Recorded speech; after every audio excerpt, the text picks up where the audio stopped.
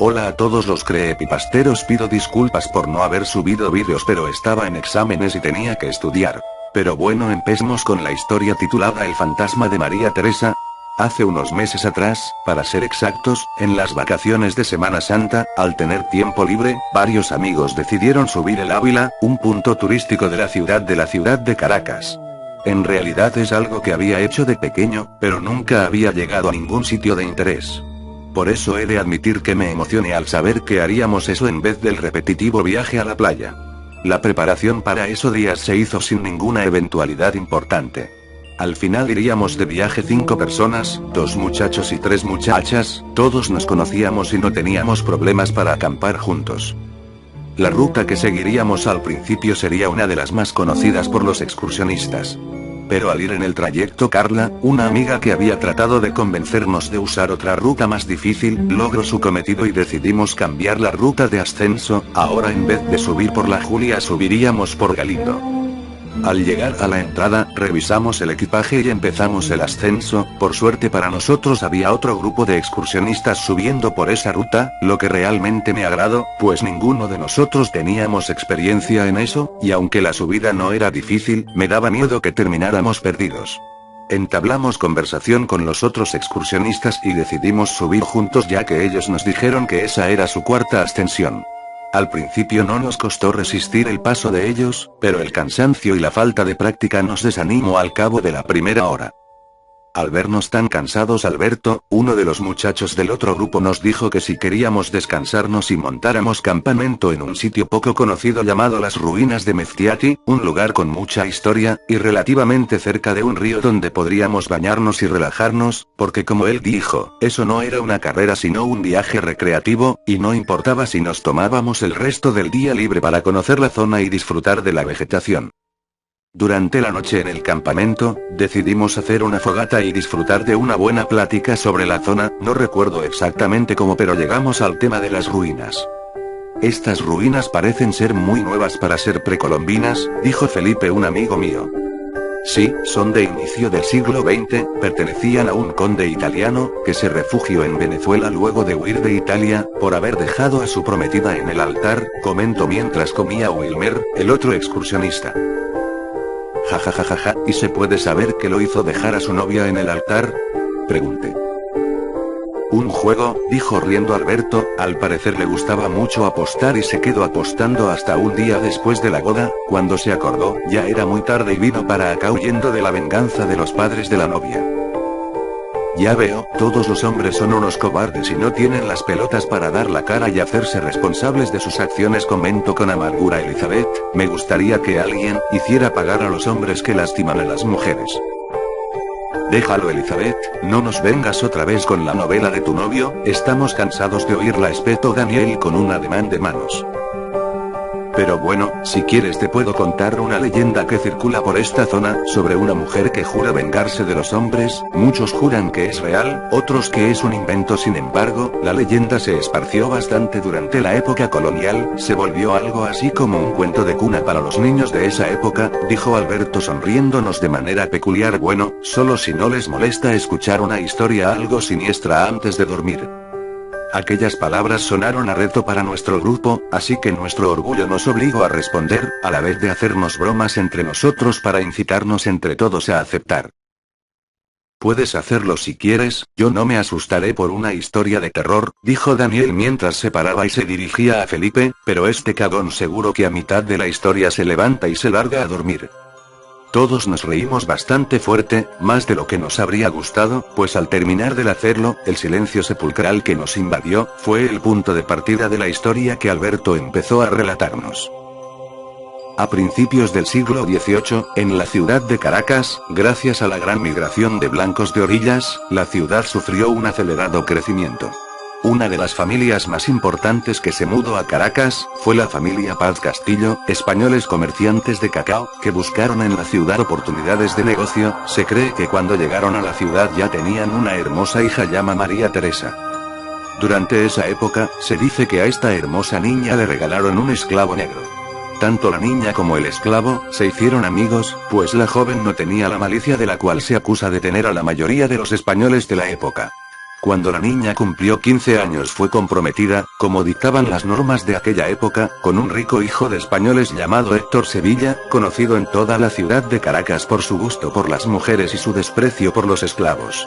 Cuando la hermosa joven conoció la situación no quiso aceptarla, y le rogó al padre, que le permitirá unirse al convento y dedicar su vida a Dios. Obviamente el padre no se lo permitió, pues deseaba tener un heredero y ella era la única hija que tenía. Desde ese día la niña perdió la alegría de sus ojos, y el único que lograba calmar su malestar era su fiel amigo Julián Cabanillas, su propio esclavo.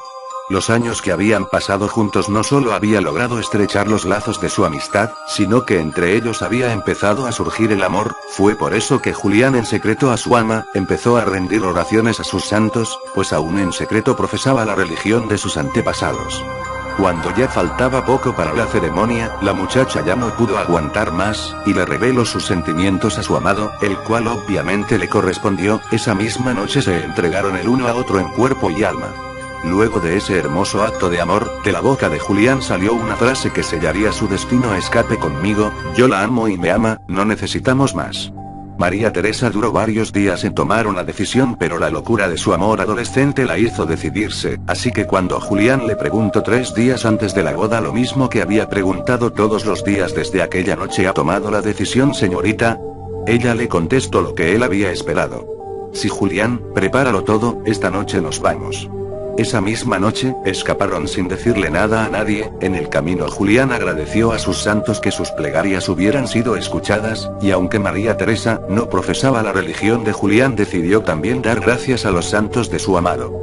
La mañana siguiente el padre mandó a buscarla para el desayuno, pero cuando la sirvienta se dio cuenta de que la joven no estaba en su habitación fue a buscar a Julián para ver si éste sabía dónde estaba la niña. Al no verlo comprendió al instante lo que había pasado, y por miedo a recibir azotes fue a decirle a su amo lo que había pasado. Para su desgracia, cuando se lo dijo, Héctor Sevilla estaba escuchando y preparó un grupo de sus amigos para iniciar la búsqueda de su prometida.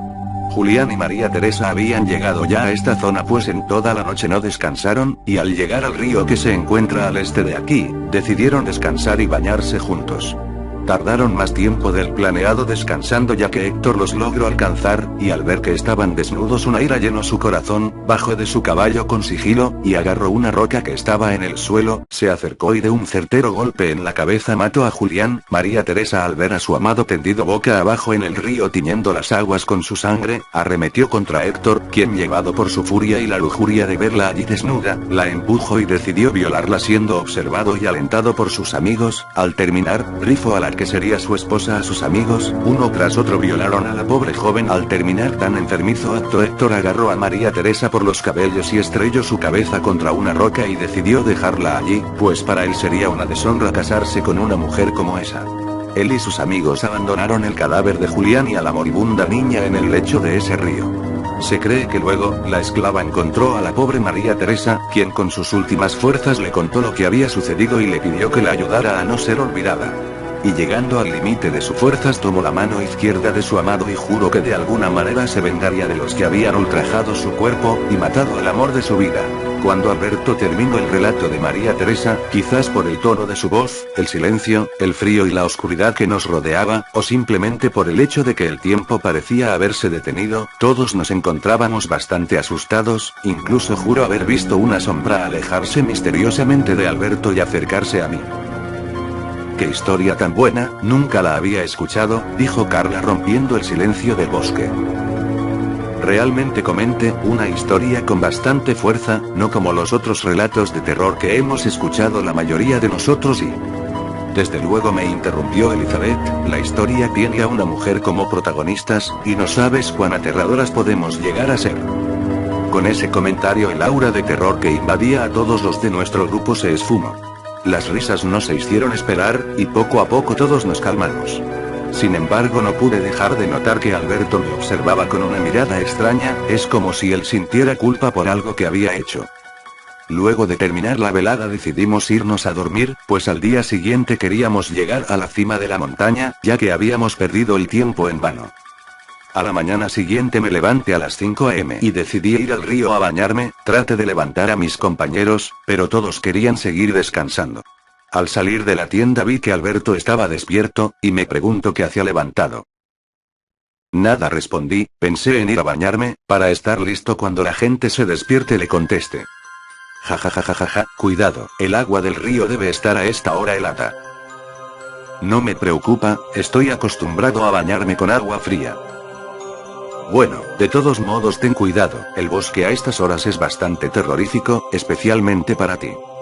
Esta última frase al principio me incomodó, pero luego lo tomé como una broma y me dirigí hacia el río. Supe el camino al instante, pues el día anterior había memorizado el camino. Al llegar a una roca que queda sobre el río me resbalé y caí con fuerza en el piso golpeándome la cabeza. Maldije por lo bajo y me levanté, palpé con mis manos el golpe y por suerte me di cuenta de que no estaba sangrando, así que proseguí mi camino. Había decidido bañarme en una zona donde la corriente no era muy fuerte. Me desnudé y me sumergí en el río, por suerte el agua no estaba tan fría como había imaginado, me quedé un rato con los ojos cerrados y al abrirlos pude ver algo que me helaría la sangre más que la mismísima agua.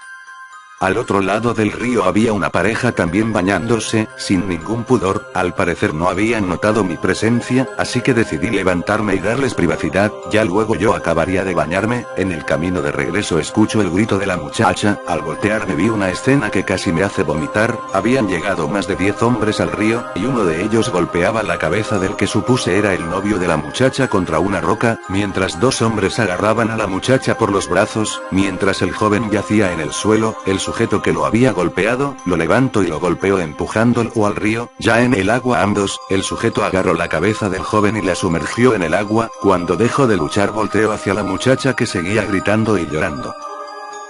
Ahora voy a matar a este animal por tomar lo que no le pertenece, dijo el hombre. Así, agarrando una piedra grande con sus manos, la lanzó estrellándola contra la cabeza del joven que yacía en el río, la sangre brotó como un manantial, en esos momentos, mis rodillas flaquearon y caía al suelo. La sangre que brotaba del cadáver era tanta que dejó una estela en el río, nunca pensé que un cuerpo humano podría contener tal cantidad de líquido rojo, esa imagen me hizo dar arcadas pero me resistí a vomitar.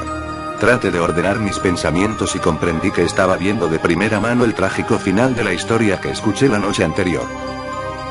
Y a ti, maldita niña, te voy a enseñar a respetar a los hombres, dijo el que supuse que sería Héctor, mira que hacerme esto cuando ya la fecha del compromiso está tan cerca. Él se acercó a la joven niña y la abofeteó, haciendo que ésta cayera hacia un árbol. Luego procedió a bajarse a los pantalones, y a tirar de ella por las piernas. Te voy a enseñar lo que es un hombre de verdad, dijo mientras comenzaba a violarla. El grito que profirió la pobre niña fue tan fuerte que tuvo que golpearla para hacer que se callara. Después de eso simplemente perdí la noción del tiempo, traté de levantarme, pero no podía. Solo viendo como uno tras otro ultrajaba a la pobre niña, cuyas fuerzas se habían agotado, y simplemente se quedaba allí, mirando hacia un lado, y dejando que la trataran como a una muñeca. Al terminar con ella todos los hombres empezaron a vestirse, mientras la pateaban y la escupían mientras se reían de la pobre. Y fue justo allí cuando pasó, Héctor sacando el cuchillo que llevaba en su cinturón, procedió a clavárselo en el estómago, haciendo que el cuerpo de ésta se tensionara y profiriera sollozo de dolor. Dejémosla aquí, nadie la encontrará, y si la encuentran pensarán, que la mató el animal este, dijo Héctor mientras pateaba el cadáver de Julián. Fue allí cuando agarré fuerzas y me levanté de mi sitio, me acerqué y pude ver a la hermosa niña desangrándose, y también vi cómo se acercaba una mujer negra de como 60 años. Pobre niña, dijo mientras cubría su cuerpo con una manta, porque no escucho a esta vieja, que solo trataba de evitarles este dolor. Las lágrimas brotaron de los ojos de la anciana al ver el cuerpo sin vida de Julián, y cargando a la niña la acercó a su amado. La niña que aún seguía con los ojos inexpresivos acercó su mano a la de Julián.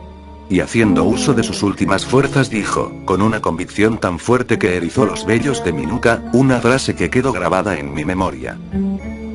Tranquila Jimena, estoy tan segura de que pagarán por este pecado, todos ellos y su maldita descendencia, es tan cierto esto como que voy a morir aquí y ahora, y con un movimiento agarro el cuchillo de su vientre y se lo saco. Que así sea mi señorita, sollozó la anciana mientras que con su mano cerraba los ojos de María Teresa. La acostó al lado de Julián, rezó una oración en un idioma poco conocido por mí y se fue. Quedé parado un minuto viendo los cadáveres aún cogidos de la mano, hasta que un sonido a mi espalda me obligó a voltearme.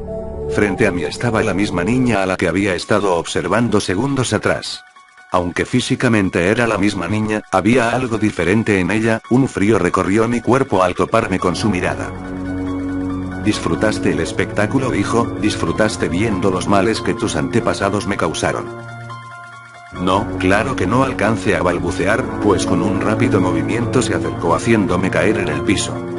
No lo hiciste, ya veo, pero igual pagarás por este pecado, tú y todos aquellos que lleven la sangre de esos desgraciados sufrirán mi venganza, me susurró al oído y agarrándome del cuello, empezó a asfixiarme, con la mano izquierda traté de empujarla y al tocarla simplemente desapareció. Una obscuridad me rodeó de golpe y me desmayé. Al levantarme estaba rodeado por mis amigos mientras Elizabeth trataba de moverme con cuidado, todos tenían una expresión de susto en su cara. ¿Estás bien? Al parecer te caíste a esa piedra y te golpeaste la cabeza, estuvimos buscándote por casi una hora, porque nos pareció raro que no llegaras al campamento, sollozó Elizabeth. Me incorporé con dificultad, estaba mareado y confundido, ¿qué mierda había pasado? ¿Dónde estaba? Poco a poco recordé lo que había pasado y entendí que al caerme me había desmayado, y que todo lo que experimenté no fue más que una pesadilla. Las voces de mis amigos al fondo preguntando si estaba bien no me dejaban pensar con claridad, pero aún así me alegré de su preocupación. Ya dejen de gritar, ¿no se dan cuenta que lo atormentan?, dijo Carla, ¿te encuentras mejor? Sí, solo un poco mareado, déjame levantarme. Con un poco de ayuda nos dirigimos al campamento, el cual ya estaba prácticamente recogido. Allí estaba Alberto, quien me dirigió una extraña mirada. ¿Nos tenías preocupados dónde estabas? Mis amigos le contaron dónde me encontraron, y luego procedí a contarle lo que me había pasado, pasando por alto la visión que había tenido. No quería revelarles que esa historia había causado tal impresión en mí.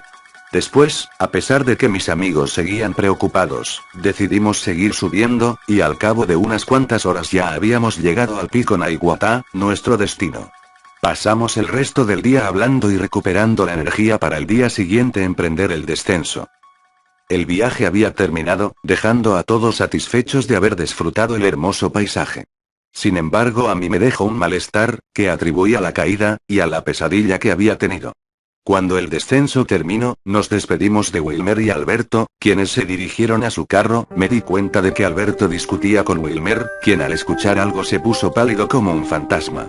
Cuando ya habíamos guardado todo en el carro me acerqué a despedirme de nuevo de los muchachos. La pasamos muy bien, dijo Elizabeth, gracias por acompañarnos y amenizar el viaje con la historia del espíritu que contaste. No hay de qué, dijo Alberto y siguió despidiéndose de los demás. Cuando estaba por montarse en su coche, me dijo algo que realmente me sorprendió, tuviste mucha suerte, ¿sabes? Esa pulsera que tienes en la mano izquierda cumple la misma función que la que tenía Julián. Con esa frase cerró la puerta y me dejó pensativo observando mi hilde. Decidí no pensar en eso y regresar con mis amigos y saber qué haríamos el resto de las vacaciones. Ese mismo día en la tarde recibo una llamada de mi padre, diciéndome que estaba en Venezuela y que tenía tiempo intentando comunicarse conmigo para que pasáramos unos días en la playa, pues teníamos cerca de un año sin vernos. Al día siguiente ya con todo preparado, bajé al estacionamiento, y mientras estaba en el ascensor, escucho como unas piedrecitas cayendo al piso, cuando miro, observo que mi hilde se había roto. Al levantar la vista, fue un segundo nada más, pero juro haber visto la imagen de María Teresa reflejada en el espejo del ascensor. Me caí al suelo y Carla se rió, porque pensó que solo me había resbalado. Aún asustado le dije que no había pasado nada, llegamos al carro y emprendimos camino a la casa de mi padre. Llegamos sin ningún contratiempo, y después de las presentaciones pertinentes fui hacia el cuarto en el que dormiría con Carla. Desempaqué el poco equipaje que llevaba y pasamos el día en la piscina hablando y poniéndonos al día mi padre y yo. Al llegar la noche estaba agotado y me acosté a dormir, sin siquiera bañarme. Poco es lo que recuerdo de esa noche, pero sí sé que me levantó el grito de Carla, quien me agarraba los brazos, y me gritaba despiértate repetidamente. Mi padre entró en la habitación y prendió la luz. ¿Qué pasa?, dijo al vernos, intuyo que pensó que estábamos peleando o algo por el estilo. Hijo, ¿es eso sangre? Me levanté y vi en el espejo que tenía rasguños alrededor de mi cuello, y que al verme las manos estaban llenas de un poco de sangre. Carla llorando nos contó. Hace como 15 minutos, cuando entré en el cuarto y te vi dormido, te noté como ofuscado y moviéndote de un lado a otro. Pensé que tendrías una pesadilla, pero al acercarme te quedaste quieto y preferí no despertarte. Me acosté en la otra cama y apagué la luz. Hace como 2 minutos te escuché otra vez moviéndote, encendí la luz y te vi convulsionándote y rasguñándote el cuello. Me levanté e intenté levantarte mientras evitaba que te hicieras más daño. Vi sus brazos y me di cuenta que su historia era real, varios rasguños en sus brazos lo comprobaban. Mi padre se fue al baño y trajo el botiquín para limpiarnos las heridas, nos dejó solos para que habláramos. Tenía pena por haberle hecho eso a Carla. Esa noche no pude dormir, y estoy seguro que Carla tampoco. A la mañana siguiente fui al cuarto de mi padre, y le comenté que no me acordaba de nada de lo había pasado. Me tranquilizó y me dijo que seguro era el estrés, luego de eso se percató de que no llevaba el hilde. ¿Qué pasó con tu hilde?, preguntó. Nada, respondí, ayer cuando venía para acá se me rompió. Siempre tienes que tenerlo puesto, creo que tengo lo necesario para ponértelo de nuevo. Me sentí un poco incómodo con mi padre poniéndome el hilde, tratando de averiguar todos los detalles de cómo se rompió. Estoy seguro que sabía que le ocultaba algo, pues es muy difícil engañar a un babalao y mucho más si este es tu padre, pero no me importó. No quería parecer un cobarde frente a él. Al final me dijo que lo llamara si se rompía de nuevo, y que si no podía él ponérmelo, me pondría en contacto con su padrino. Ya después de ese día, el tema se dio por olvidado, terminamos de pasar las vacaciones con mi padre, y empezó de nuevo la rutina laboral. Había pasado cerca de un mes y ya casi me había olvidado del tema por completo, cuando durante el almuerzo Felipe nos soltó una noticia que nos perturbó bastante. Oigan chicos, ¿se acuerdan de Alberto, el muchacho con el que incursionamos durante Semana Santa? Dijo, y al ver que todos asentíamos prosiguió, lo encontraron muerto en su casa, miren, está en el periódico. Agarramos el periódico y leímos la noticia, era verdad, al parecer se había suicidado. La noticia nos inquietó bastante a todos, es verdad que ninguno había hablado con él desde Semana Santa, pero saber que alguien a quien conoces se suicidó es un poco escalofriante. Esa tarde al salir del trabajo le pregunté a Carla si quería que la llevara a su casa. No se viene conmigo, dijo Elizabeth, me va a acompañar a comprar unas cosas. Bueno, dije mientras me montaba al carro, cuídense, hablamos mañana. Me dirigí a mi casa, llegué y procedí a meterme a bañar, ya en la ducha escuché el mismo sonido del ascensor, piedrecitas golpeando el piso. Es extraño que se rompiera otra vez, pensé mientras empezaba a recoger las partes del hilde roto. Terminé de bañarme y vagué un poco por internet antes de acostarme a dormir. Esa misma noche tuve una pesadilla, no recuerdo muy bien de qué trataba, solo recuerdo que fue con María Teresa, ella me decía algo, seguía siendo la misma niña que había visto, pero al igual que la última vez, había algo en ella realmente terrorífico. Los sueños siguieron varias semanas, no había noche en la que no soñara con ella. No me era posible nunca recordar lo que soñaba, pero siempre me levantaba asustado y con una fina capa de sudor en la frente. ¿Qué estaba pasándome? Ya casi ni podía dormir. Pasaba las noches despierto haciendo cualquier cosa en internet. Me encontraba agotado todo el día, pero al llegar la noche no podía dormir más de 1 hora sin levantarme. Comenté esta situación con un amigo del trabajo, que está estudiando psicología, y me dijo que podía ser estrés, y que lo mejor para aliviarlo, era escribir lo que me pasaba. Por eso decidí empezar a escribir esto, obligándome cada noche a escribir un poco más. Por extraño que parezca, la terapia realmente funcionó. Las noches en que me sentaba a escribir, podía dormir sin tener ningún sueño extraño, por eso cada día le dedicaba más tiempo a la historia. Pasé varios días y mientras más avanzaba, un sentimiento de culpa me invadía, es verdad, podía dormir mejor, pero escribir este relato me hacía sentir mal conmigo mismo. Al terminarlo de escribir por primera vez, decidí borrarlo, no tenía idea de qué más hacer con él. La misma noche en que borré el relato, tuve la peor pesadilla hasta ese día.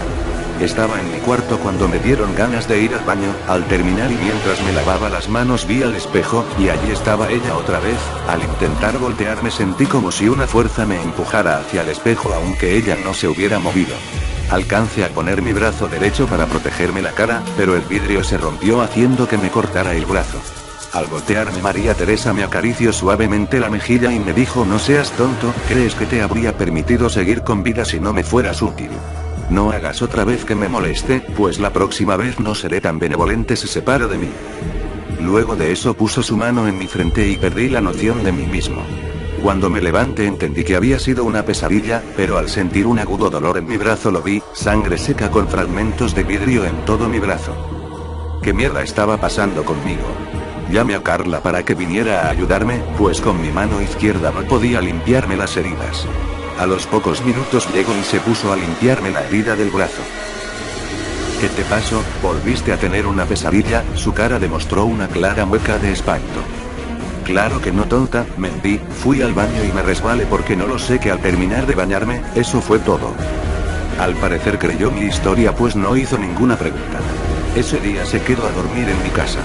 A la mañana siguiente pidió mi computadora prestada para enviar unos correos. Al prestársela vi que un archivo Word estaba abierto. El mismo archivo que había borrado la noche anterior. Eso no era posible, pues estaba seguro de haberlo eliminado. Al detenerme a leerlo, vi que era bastante parecido, pero no era el mismo. Sea como sea, tras cambiar la historia un poco y guardarla, le presté la computadora a Carla. El resto de la semana transcurrió normalmente. La gente en el trabajo me preguntaba qué me había pasado. Esperé un poco para que la anécdota de mi caída fuera olvidada. Sin embargo, en mi casa las cosas no cambiaron, las pesadillas eran cada vez más lúcidas, incluso cada vez era más fácil recordar fragmento de lo que decía María Teresa en esos sueños. Solo decía frases como descendencia maldita y sufrirán un dolor inimaginable. Ya en realidad no sabía qué esperar. Me molestaba llegar a mi casa, porque sabía que solo tendría unas pocas horas de sueño y sé que despertaría tras tener una pesadilla peor que la noche anterior. Sin embargo, ya el cansancio era inaguantable, por eso ese día decidí usar pastillas para dormir. Sucedió lo mismo, otra vez que con María Teresa. Mi paciencia se está terminando. Recuerdo perfectamente que dijo, espero que pronto termines. Del resto me encargo yo como la última vez. ¿De qué estás hablando?, pregunté. Ya estaba cansado de esta situación. ¿Qué quieres que termine? Quiero que compartas la misma misión y destino que Alberto. Es muy sencillo, solo tienes que ayudarme a encontrar a mi próxima víctima, espetó con una sonrisa irónica en su rostro. No te ayudaré, grité mientras ella simplemente negaba con su cabeza. Esta mierda acaba aquí. Sabes que eso ya no depende de ti, dijo mientras desaparecía, llevándose con ella toda la luz de mi alrededor, dejándome en la oscuridad. Al levantarme al día siguiente me di cuenta que había logrado dormir más de 8 horas, no había sido un sueño placentero, pero al menos había descansado un poco más, pero ya era tarde para ir al trabajo. Llamé a mi jefe y le pedí disculpa por faltar, alegando que no me encontraba bien de salud. Pasé esa mañana acomodando mi casa pues no tenía nada que hacer. A eso de las 11 recibí una llamada de mi padre, preguntándome cómo estaba todo. Le dije que estaba bien para que no se preocupara. Me dijo que esa noche quería verme. ¿Por qué no ahora? Le respondí, falte al trabajo porque no me he sentido bien, pero podemos vernos, si quieres llego hasta tu casa en 1 hora, espero que te sirva. Me parece bien, yo estoy llegando aquí. Entonces te espero. Inmediatamente me metí a bañar, para prepararme lo más rápido posible y salir de mi casa. Por alguna extraña razón después de esa llamada no me sentía cómodo estando allí. Terminé de vestirme y me dirigí a la puerta. Al abrirla estaba ella otra vez. Di un paso hacia atrás. ¿Crees que te permitiré ir con alguien que te puede brindar protección?, gritó haciéndome caer al piso. Esta vez no. ¿Qué maldita mierda quieres de mí?, grité. Solo tu vida, solo eso te permitirá expiar los pecados de tus antepasados. ¿Mi vida? ¿Pecado? Fue lo único que alcancé a murmurar. Sí, con tu vida limpiarás parte del pecado que tu ancestro junto con Héctor Sevilla cometieron, al abusar de mí y al matar a mi amado. Se acercó a mí, volvió a tocar mi frente, y caí en un sueño profundo. Al levantarme estaba en el hospital, mi padre estaba a mi lado, noté que tenía el brazo izquierdo completamente vendado. ¿Te encuentras mejor, hijo?, me dijo viéndome con extrañeza. ¿Qué pasó? ¿Qué hago en el hospital? ¿Qué pasó con tu brazo? Me preocupé cuando no llegaste a mi casa, así que traté de llamarte. Como no me contestaste fui a tu apartamento. Al entrar, te vi en la computadora escribir como loco. Cuando intenté detenerte, te abalanzaste contra mí golpeándome y mordiéndome en el brazo. Agarré tu pisapapeles que había caído al piso y te golpeé en la cabeza. Luego leí lo que estabas escribiendo y lo comprendí todo. ¿En serio? No recuerdo nada, dije mirándolo con extrañeza. Pasaron los días y había dejado de tener pesadillas, me había mudado esos últimos 4 días con mi padre. Este mostraba muy preocupado por mí. Esa misma noche me dijo mientras se cambiaba el vendaje en la cocina. Fuiste muy estúpido al no llamarme, ¿sabes? Podríamos haber afrontado esto juntos, era la primera vez que hablábamos de lo sucedido desde el hospital. No quería que nadie pensara que estoy loco, incluso yo mismo empiezo a creer que lo que pasó fue producto de mi imaginación. La prueba de que no estás loco está en el relato que escribiste, incluso creo que sería bueno que lo publicaras. Me quedé viéndolo con extrañeza, procedió a salir de la cocina y sentarse en la sala a leer el periódico en la sala. No creo que lo haga, lo mejor para mí sería olvidar todo este asunto. Sería tonto de tu parte. Tienes una gran historia entre tus manos, dijo riéndose y rascándose la cabeza. Por cierto, papá, ¿qué pasó con tu Hilde?